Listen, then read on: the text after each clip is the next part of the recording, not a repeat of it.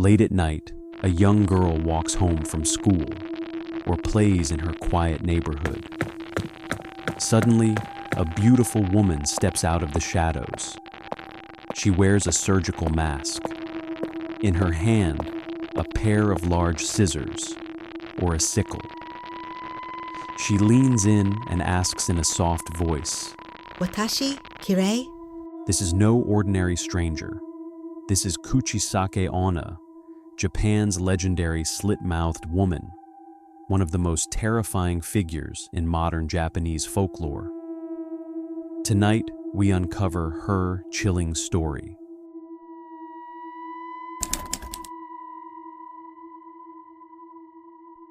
The legend may have roots in the Edo period, 1603 to 1867, when jealous samurai husbands were said to have mutilated unfaithful wives, slicing their mouths ear to ear with the words, "Who will think you're beautiful now?" But the version we know today exploded as a true urban legend in December 1978 in Gifu Prefecture. One child's whispered story spread like wildfire.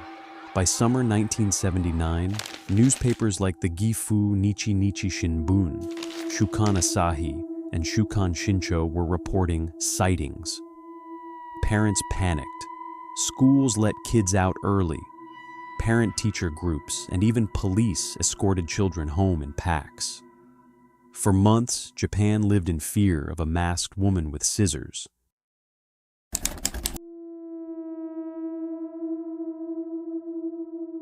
Imagine you're that girl. She stops you and asks, "Am I pretty?" If you say no, she kills you on the spot. If you say yes, she rips off the mask, revealing a grotesque mouth slit from ear to ear, and asks again, "Core demo? Even like this?" Answer wrong, and she slits your mouth to match hers. But clever survivors know the tricks. Answer so-so or average. It confuses her long enough to run. Throw hard candy, especially Beko Ame, or coins. She stops to pick them up. Shout pomade 3 times, a reference to the botched surgery version where the surgeon wore hair pomade. Or simply say, "I'm in a hurry." She'll bow politely and let you pass. She carries scissors, a sickle, or a knife. Some say she's supernaturally fast. Backstories vary: jealous samurai, cruel sister, or a victim of plastic surgery gone wrong. But one thing is constant. She is an onryo, a vengeful spirit who can never rest.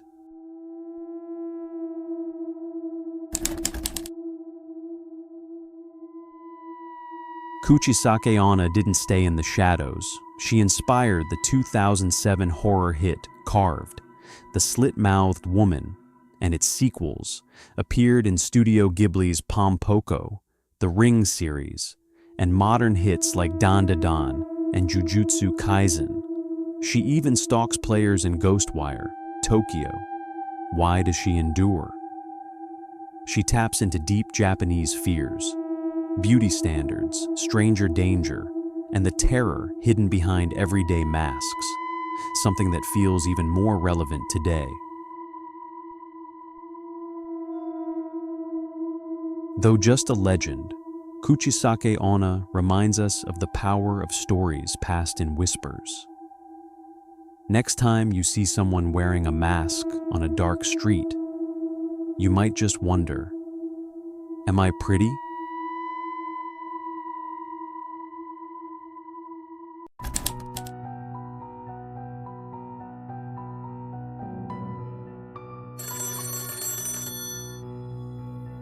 You've heard the story, the babysitter, the calls, the voice asking, "Have you checked the children?" And that final blood-freezing twist. The calls are coming from inside the house. But what if I told you this nightmare wasn't born in Hollywood? What if the legend you grew up whispering at sleepovers was born from a real, unsolved murder in 1950. Tonight, we go back to the beginning.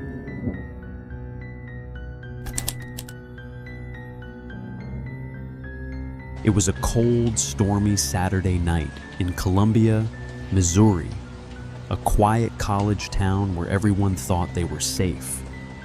13-year-old Jeanette Chrisman, just 3 days shy of her 14th birthday, turned down a party with friends to babysit for the Romack family.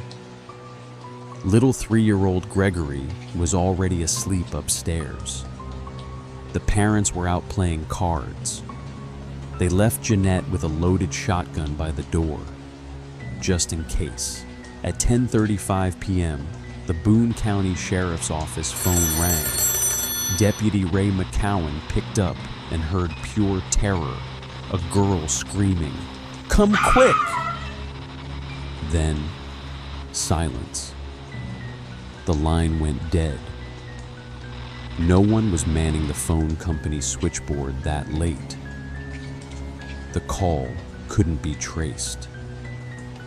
3 hours later, the Romacks came home.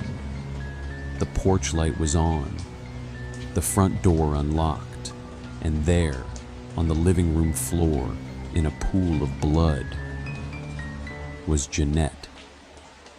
She had been, and, with an iron cord ripped from a nearby appliance. The little boy upstairs, unharmed, asleep through it all. The phone was dangling off the hook. Signs of a desperate struggle stretched from the kitchen all the way across the living room. A side window had been smashed from the inside with a garden hoe. The killer was never caught. One suspect, a creepy family friend named Robert Mueller, who had a thing for young girls and even babysat for the Romacks, was questioned. He failed to account for his time. He later made strange comments about the crime, but there wasn't enough evidence. Case closed, unsolved to this day. No taunting phone calls, no "have you checked the children?" But that single frantic scream into the phone, that was real. 10 years later, in the early 1960s, the story started mutating. Teenagers across America began telling a new version at slumber parties. The babysitter, the repeated calls, the maniacal laughter, the police operator tracing the line and delivering the line that still gives us chills. The calls are coming from inside the house. Folklorists collected the first versions around 1963. It spread like wildfire, exactly like the hook or the vanishing hitchhiker. Why then? Because the 1950s and 60s were the golden age of suburban paranoia. Babysitting was brand new as a teen job. Mothers were entering the workforce. The perfect American home suddenly felt vulnerable, and phones, those new rotary monsters in every house, became the perfect vector for terror. One line per house meant the killer really could be calling from upstairs. The real Jeanette Chrisman murder provided the gruesome seed. But storytellers added the phone calls and the twist for maximum nightmare fuel. The legend erased the messy details and gave us something far scarier. The monster was already inside. In 1974, Black Christmas used the calls from inside motif in a sorority house. Then in 1977, director Fred Walton and writer Steve Feek made a short film called The Sitter. Almost word for word, the legend. Feek swore he'd read it in a newspaper as a recent crime. Walton later admitted people kept telling him it happened in their town, Los Angeles, Long Island, Chicago. It had already become an urban legend. 2 years later, they expanded it into the 1979 masterpiece When a Stranger Calls, starring Carol Kane. That chilling 10-minute opening sequence? It's the legend perfectly realized. The film launched 1,000 nightmares and sequels, remakes, even the 1998 movie Urban Legend retelling it in class. The line, "The calls are coming from inside the house," entered pop culture forever. What do you want? Your blood. Jill, this is Sergeant Sacker. We've traced the call. It's coming from inside the house. Jill, just get out of that house.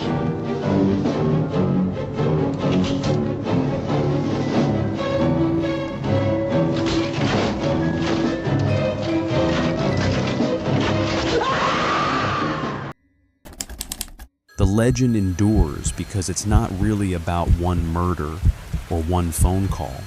It's about every parent who's ever left their kids with a stranger. Every teenager who's ever felt that prickle on the back of their neck when the house creaks. And every one of us who still, even in the age of cell phones and Ring cameras, wonders. Have you checked the children? The calls stopped coming decades ago, but the fear, it never left the house. If this one hit different, drop a comment. What urban legend should we dissect next? Smash, like if you're checking your closets tonight. Subscribe, because the next call might be coming from inside your algorithm.